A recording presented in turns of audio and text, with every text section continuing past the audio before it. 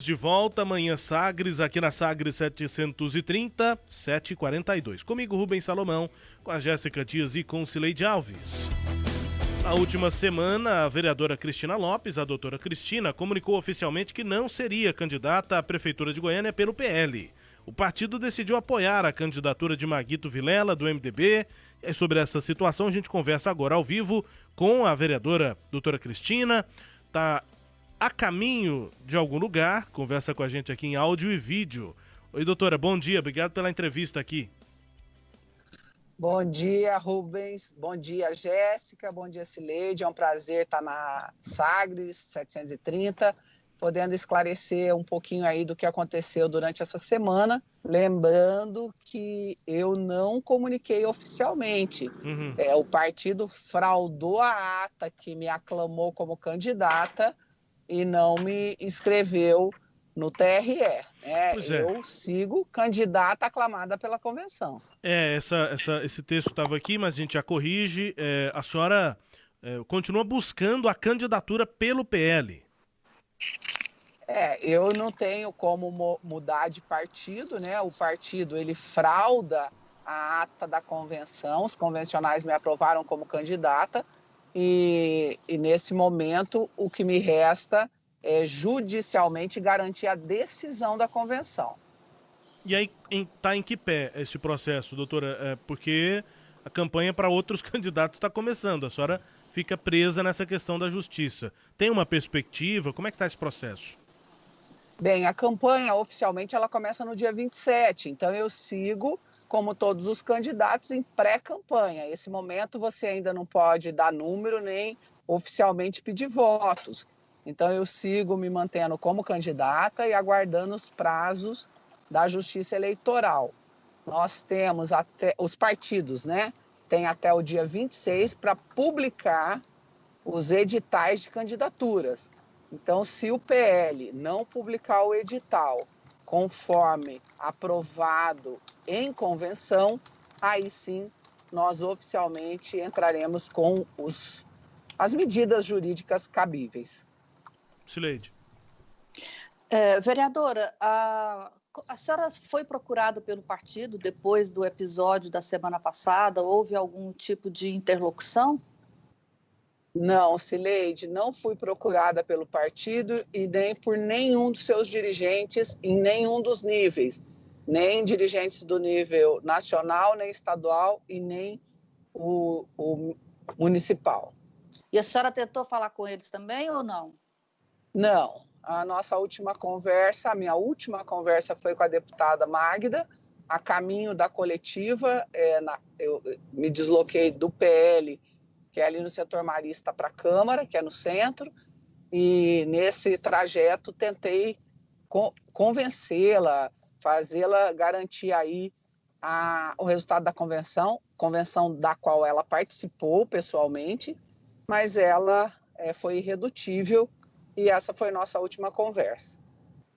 Bom, a ata foi publicada, né, com essa informação aí que a senhora diz ser fraudada, dizendo que o partido apoiava a candidatura de Maguito, ao passo que tinha sido realizada a convenção, e isso tem o vídeo da convenção, está disponível aí no Facebook, e qualquer um pode assistir, em que a própria deputada Magda Mofato dá bem-vindas à sua candidatura e garante o apoio do partido e dela à sua candidatura. Então, essa ata está diferente do que a gente vê na gravação da convenção. O que, do ponto de vista jurídico, a senhora pode e a senhora já fez ou vai fazer? Cileide, neste momento a gente está na fase de transcrição da ata, transcrevemos de forma taquigráfica toda a ata, né? Fizemos a gravação nas mídias, no formato de mídia que o TRE exige, e nós também temos as declarações das pessoas que participaram da convenção de que só houve aquela convenção. Por quê? A suspeição é que o partido possa alegar que houve uma segunda convenção. Apesar de que as convenções, elas seguem um rito, você precisa publicar em um jornal local o chamamento da convenção e precisa comunicar todos os convencionais, nesse caso, principalmente quem tem aí seu nome colocado para ser candidata ou candidato. Então, nós estamos nesse momento, né, nessa força-tarefa aí para juntar todos os argumentos para contrapor o que o partido possa alegar. Mas a convenção é clara, em 1 hora de convenção, que foi das 13 às 14 horas do dia 16, em nenhum momento se falou em outra coligação, nem se falou em MDB, e também não caberia, pois se estava me aclamando como candidata, como caberia aí apoio ao outro candidato, né? Então, nós temos essa comprovação, e para o mundo jurídico, eu estou, desde a quinta-feira passada, em intermináveis reuniões jurídicas, teses que podem serem levantadas no processo, novidade, Cileide. Nunca houve uma fraude, uma sabotagem eleitoral como essa que eu estou vivendo. Então, para o mundo jurídico, isso é novidade, e esse julgamento pode, inclusive, se tornar jurisprudência para a justiça eleitoral brasileira. Deputada, isso é mais comum do que se imagina, né? A diferença é que agora a ata é registrada publicamente, mas a gente sabe que as convenções de partidos, essas atas ninguém nem vê. E depois, quando é o partido que registra dessa forma. E a gente está vendo aí no Brasil todo casos muito parecidos, né? De candidatos que viveram a mesma situação que a senhora viveu. Eu lembro de 2 aqui. Um em particular é lá em João Pessoa, o PT fez convenção e apoiou a candidatura, lançou a candidatura do deputado estadual Anísio Maia, e no dia seguinte o diretório sofreu intervenção do Diretório Nacional e a ata apareceu com apoio, a ata mudou só metade da convenção. Apoiou, lançou os vereadores e anunciou o apoio ao candidato do PSB, o ex-governador Ricardo Coutinho. Então, assim, e a gente nunca viu, o problema é que a gente nunca viu contestação disso, né? Uhum. E quando a gente ouve as pessoas falando, elas dizem assim, o que vale a ata do partido. A senhora acha que é possível uma vitória? Eu acho que é possível porque a lei é muito clara. Talvez, como você disse, 2 coisas são novidades. Uma, nós temos toda a gravação do início ao fim da convenção, e isso é um documento oficial. E a segunda questão que você levanta é que as pessoas não contestaram. Eu vou contestar até o fim, porque o grande fundamento da democracia para as eleições é a convenção que vai homologar, que vai endossar os nomes que disputarão as eleições por aquela chapa, ou por aquele partido, ou por aquela coligação. Então, não é admissível que a gente concorde com o que foi feito. A democracia, ela é clara, é a decisão da maioria, e a convenção é essa grande festa. Então, nós temos a comprovação e nós vamos contestar. O prazo de registro é dia 26. A senhora vai esperar esse prazo para entrar com a impugnação? Eu tenho que esperar, né? Porque o edital publicado é que vai me conferir o direito de entrar na justiça ou não. Há alguns juristas que ainda admitem que possa haver um recuo do partido, admitir que houve um erro, uma falha, e publicar o edital de acordo com a decisão convencional. Então, eu não tenho ainda como contestar, a não ser por falsidade ideológica da fraude na ata, mas aí já é a justiça comum, né? Se legislar por crime de falsidade ideológica, porque adulterou um documento público, um documento oficial. Mas na justiça eleitoral, eu tenho que aguardar o prazo, e o prazo é até dia 26. Pode ser que eles registrem antes, nós estamos acompanhando esse movimento. Deputada, a senhora conseguindo na justiça, né, vamos imaginar que a senhora consiga na justiça o registro da sua candidatura. Há clima político para a sua campanha dentro do PL? Dentro do PL não, mas entre a população o clima é totalmente favorável, as pessoas estão cada vez se manifestando mais como voluntárias para, inclusive, trabalhar na campanha.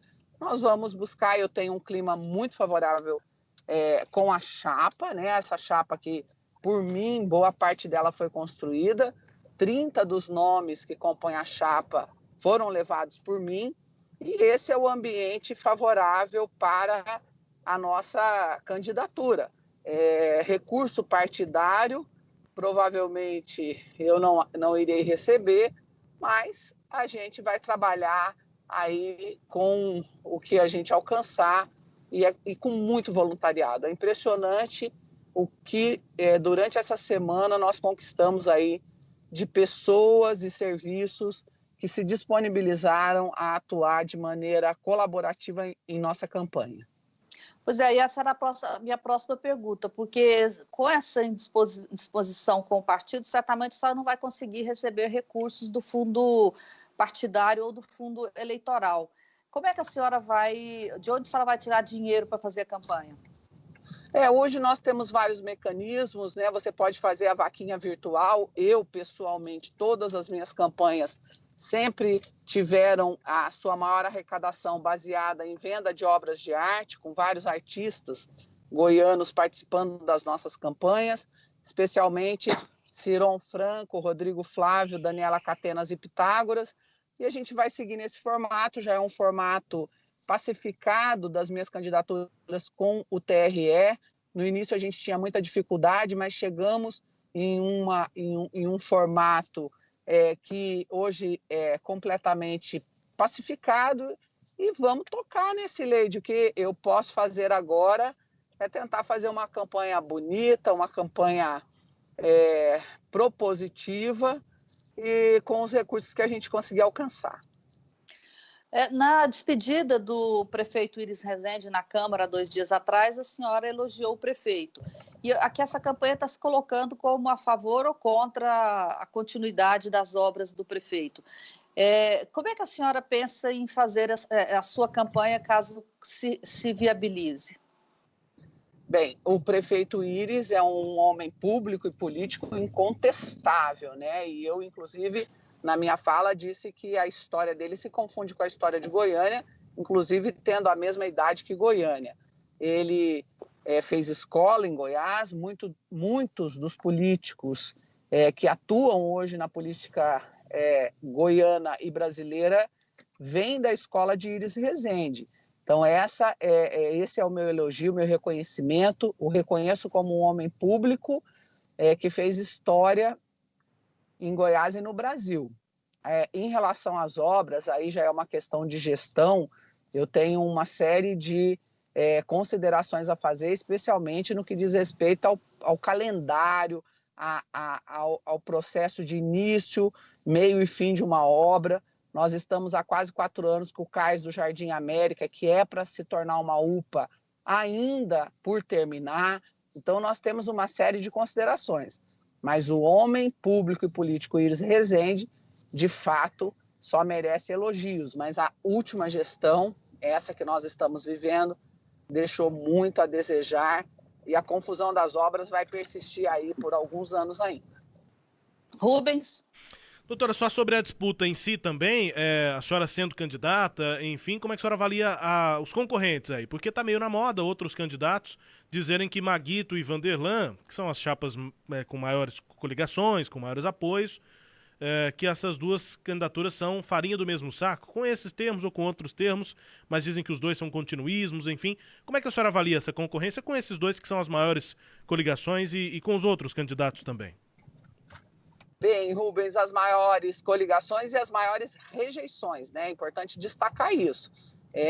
Nenhum candidato alcança as rejeições alcançadas por esses dois candidatos que estão aí, como a imprensa tem colocado, polarizados. Então, há um campo aberto, a pandemia também vai gerar uma resposta da população, e hoje já é visto aí, eu já vi numa casa um cartaz, você não me deixou trabalhar durante a pandemia, não bata no meu portão para pedir voto. Então, nós estamos num momento que é único na história do Brasil, e o campo está aberto, na minha opinião. Se nós tivermos propostas concretas, conseguirmos fazer essa conexão de confiança e credibilidade com a população, o ambiente está pronto aí para ter uma nova gestão e não mais do mesmo, como vem se repetindo aí há mais de 20 anos, frente à Prefeitura de Goiânia. A senhora é política e é profissional da saúde. Como é que faz campanha na pandemia?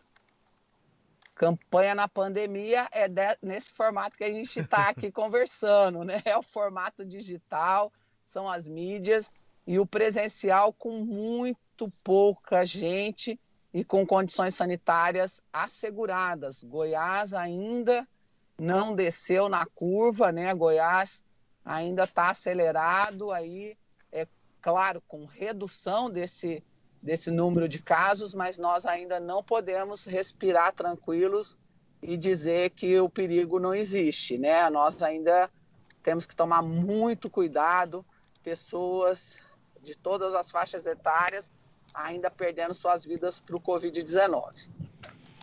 Ok, vereadora, obrigado pela entrevista. A gente vai seguir conversando aqui. Um abraço, bom dia, bom trabalho aí. Rubens, bom dia, bom trabalho. Eu quero aí justificar, hoje vai ser votada na Comissão Mista o Plano Diretor, por isso que eu estou me deslocando. Eu já amanheci 6h30 da manhã, fazendo uma série de ligações. Nós temos 172 emendas e eu acho temerário votar sem uma avaliação e um encontro de emendas, porque tem muitas que, de forma objetiva ou subjetiva, dizem a mesma coisa, e isso pode gerar uma grande confusão. Ler emenda por emenda não vai ser fácil, e entender o que é cada emenda, né? É um processo muito aí técnico. Eu acho que nós ainda não temos condições de fazer essa votação hoje. Pois é, foi até bom a senhora tocar nesse assunto, porque ontem o Jornal Popular trouxe uma notícia que, no meu ponto de vista, é muito grave, que a Câmara, uma emenda que não tem os nomes dos vereadores, só tem assinado grupo de 8 vereadores e rubricas, que a gente não sabe de quem são essas rubricas, que aumenta em mais 27% a área urbana de Goiânia, reduzindo a área rural. E uma emenda que chamou a atenção do nosso repórter, do Samuel Straioto, que é uma emenda que foi feita com mapas, com muita informação técnica, o que indica que tem uma estrutura por trás desse grupo de vereadores. Como é que a senhora vê isso de aumento da área rural, diminuição da área rural em Goiânia, uma cidade que tem tantos vazios urbanos? Eu vejo como muito temerário, Cileide, por isso a minha preocupação, porque pode ser que essas emendas elas sejam repetidas. Eu, desde a minha relatoria na CCJ, eu defendo a ocupação dos vazios urbanos. Inclusive, apresentamos uma emenda ali na região do Parque Anhanguera, Ana Rosa, Macambira. Ali você já tem urbanização completa, tendo de padaria, loteria, até universidade, shopping. E ali foi tirado o gabarito. É ali que a cidade tem que crescer, a ocupação desses vazios urbanos.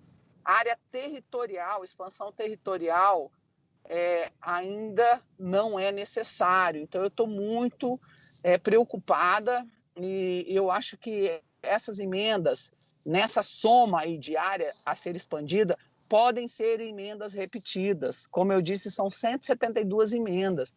Eu não sei, talvez até possa começar a análise dessas emendas, mas eu não acredito que há clima técnico para a votação dessas emendas hoje. E a senhora acha que politicamente há clima para votar? Não, aí que é absolutamente não, porque nós estamos à véspera do início da campanha, dia 27 começa a campanha. Eu acho que politicamente é bastante complicado, isso, na minha opinião, né, pode ficar aí para depois das eleições. Não, eu pergunto politicamente lá na comissão, não no clima político geral. Ah, sim. Na comissão, sim, assim, nós temos um representante de cada comissão, né? Eu não sei como os outros vereadores vão se posicionar, consegui falar com alguns agora pela manhã, mas eu não sei, assim, o que cada vereador pensa, eu não posso te afirmar isso, mas, na minha opinião, não há clima geral para votação do plano nesse momento. É isso, doutora. Obrigado pela entrevista aqui. A gente vai acompanhar também a votação do plano diretor. Um abraço aí, bom trabalho, bom dia. Um abraço a todos os ouvintes da Sagres 730. Um prazer estar com você, Cileide Alves, a Jéssica Dias e o Rubens Salomão, aí nessa rádio que eu tenho tanta estima. Prazer estar com vocês. Obrigado, doutora. Um abraço, obrigado pela entrevista. Destaque a íntegra aqui dessa conversa. Você ouvinte confere acessando o nosso portal sagresonline.com.br, a situação da candidatura, né, da doutora Cristina, também questões aí sobre a cidade, ela que segue como pré-candidata e tem essa questão da ata da convenção, o que pode ir ainda para a justiça, você acompanha em detalhes aí no portal sagresonline.com.br.